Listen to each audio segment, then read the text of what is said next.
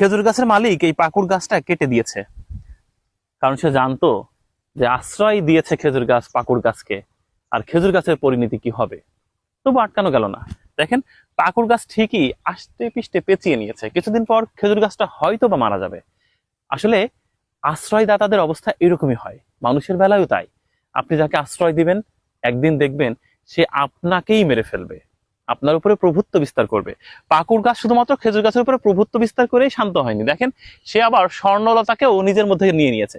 মানে আশ্রয় নিজে নিয়েছে, আবার নিজে আর একজনকে আশ্রয় দিয়েছে। ব্যাপারটা এরকম। শেষমেশ খুবই ঠুনকো হয়ে গেছে খেজুর গাছ। আর একটা প্রশ্ন হতে পারে, খেজুর গাছেই কেন এই পাকুড় গাছগুলো বেশি জন্মে? তা হচ্ছে, পাখির বিষ্ঠাগুলো মূলত এই সমস্ত জায়গায় আটকে থাকে, তখন এখানেই জন্ম নেয় এই পাকুড় গাছগুলো। কেউ বলছে এটা প্রকৃতির খেলা, কেউ বলছে খেজুর গাছের উদারতা, কেউ বলছে পাকুড় গাছের হিংস্রতা। সেটা যাই হোক না কেন, ঘটনা হচ্ছে এটাই, আশ্রয়দাতার পরিণতি এই হয়।